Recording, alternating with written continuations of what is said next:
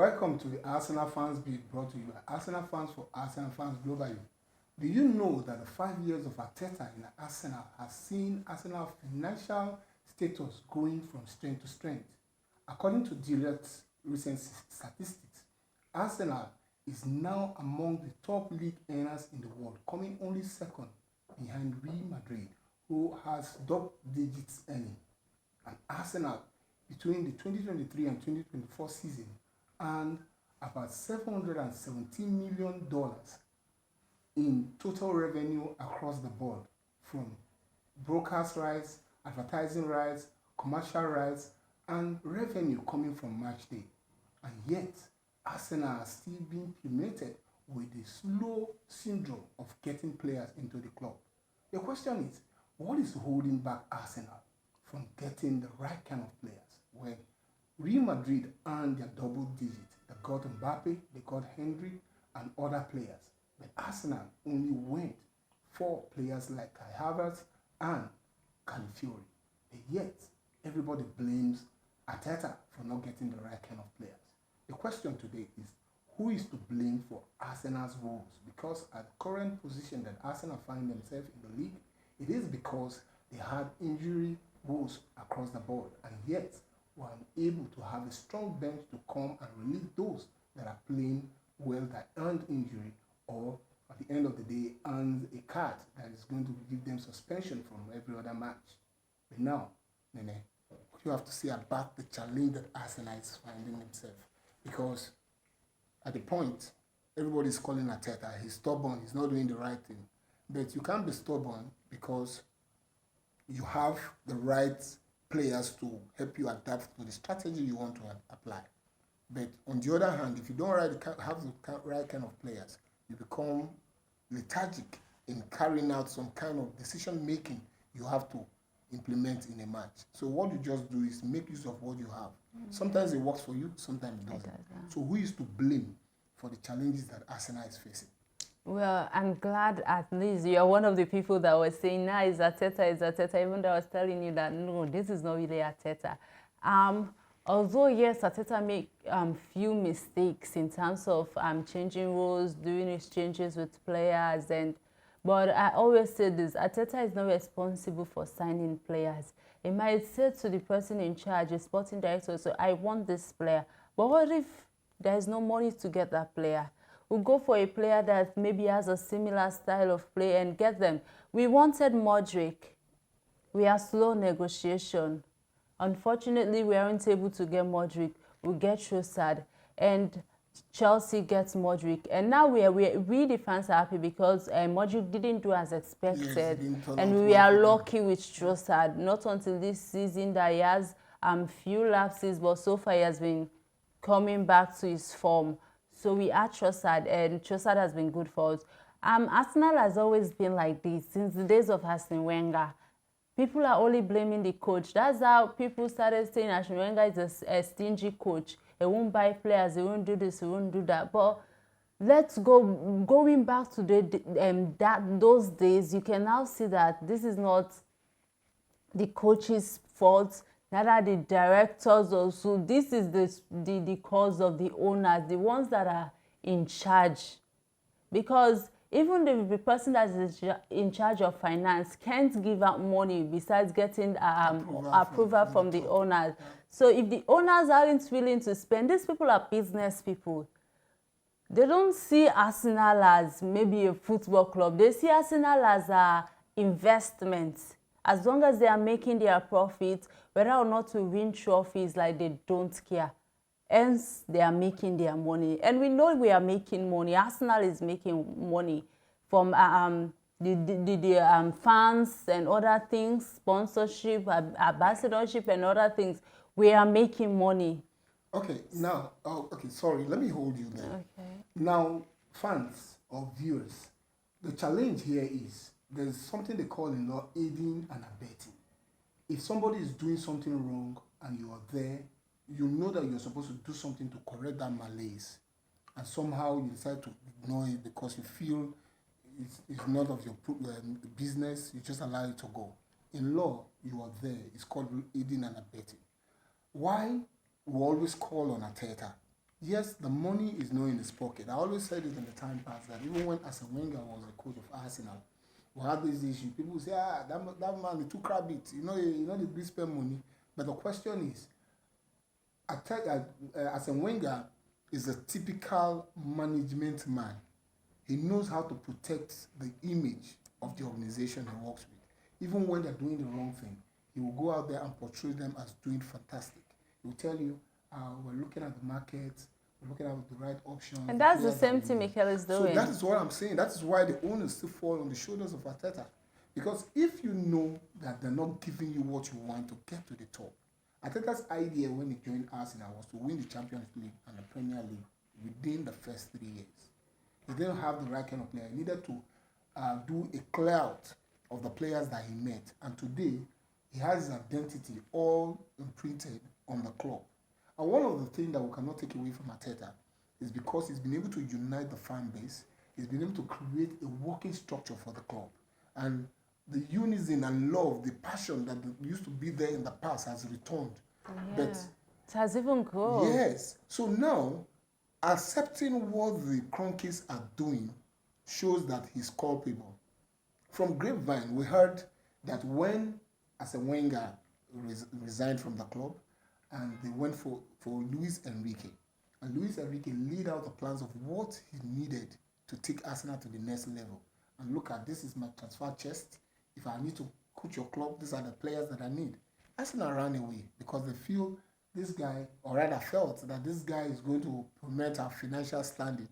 Arsenal has never been culpable of PSR rules, right from when Arsene Wenger was there, because their books, they keep them in check. So why do you think people should not blame Arteta? Because you are accepting what they are giving you. Yeah, I'm coming to that. Like, have you watched Arsenal? You know the passion that the team carries on. You see week in, day, week out.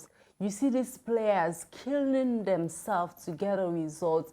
And who do you think is the influence of that? Arteta, he has the dressing room under his control. You see, whenever we lose games, you see these players going down. You see what happened when we lost the Premier League last season. Everybody was down emotionally.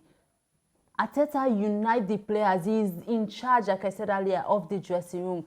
You see Arteta, whenever we lose game, you see the frustration. When you see his eyes, it's like he almost wants to cry. So looking at that coach, looking at our players, you can tell that these people want nothing than to win trophies. Interviews from them the last time, Declan Rice says that they hope that this season gives us more trophies. He hopes that this season gives us more trophies. Bukayo Saka said to Cherenu, this is the time we need. Like, the players want to. They are killing themselves. Look at Gabriel Malangaz. Look at what he's doing. Look at the chances. We are just unfortunate this season. There is passion, there is strength, there is everything. Arteta is giving his absolute best. There is nobody in Arsenal that wants to win trophy more than the coach and the players. Okay, the way it nobody. Is now, but then, we are coming to the blame side. Let's look at what is happening right now. I'm not a big fan of blaming, but then we have to point at where things are going wrong. So, Arteta is trying his level best to get Arsenal there. He has really been trying. The people are not bringing out money, which is bad, but we are going. He's managing the players, his interviews. Arteta, mind you, is not only the coach of Arsenal, he's also working for Arsenal. And as an employee, looking at it in the business point of view, you can't just let your employers out, run them out in your media rounds. You don't do that. Anybody that has the interest of the company's growth can't do that.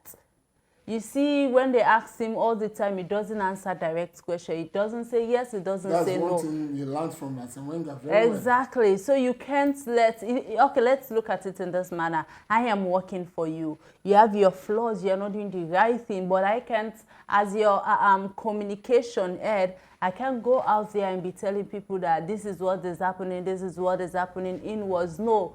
We wait when we are together, we talk about it and see how best we are going to work towards it. The only right Arteta has is to push the players, bring in strategies and see how best the team can move forward. What is happening in the business side of Arsenal doesn't concern him. All that his own job is to see how best Arsenal can play well, see how best the players can do their best, send the ideas, what we need, blah, blah, blah. But if I made a budget, a list of things that we need, if the owner tell me that, no, we can't get this, at this point, maybe we need lights, we need water, we get in business, I have a scale of preference. We see what is more needed. Yeah. So we try to get, exactly, we try to get it. But let me hold you there. The biggest challenge that we're going through is that we're getting the wrong set of players. That goes back to where I said so that is why Arteta cannot be absorbed from the blame. Yes, he made few mistakes. We were all blaming him. Why is he using Partey as a right back instead of a midfield? In his past interview, he made it clear that he's the only one that can play that goal. You were saying that Calafiori can play. I told you that Arteta won't want to lose a match. If he sees Calafiori and others very capable of doing that, he won't put them aside. But it's because of Partey is the only one fully capable in doing that. The question he can also do tactically, he can also go to a back three. What if it doesn't work? No, it can work. It's a tactic. Amorim of United is insisting on playing the back three. And there is one thing that is called tradition. There is one thing that we know. Arteta knows Arsenal. He knows what we are capable of. He knows players that can do this. That is why if you see that, since we are talking about why we are not getting players, if you look at Arteta now, what he's doing is not to get a traditional player that can play only and solely on this wing. He's getting a rotational player that can play in case this is not available, player that can play. That brings us back to, because it knows that if I get this player, the time that I might want this player, the club might say there is no money.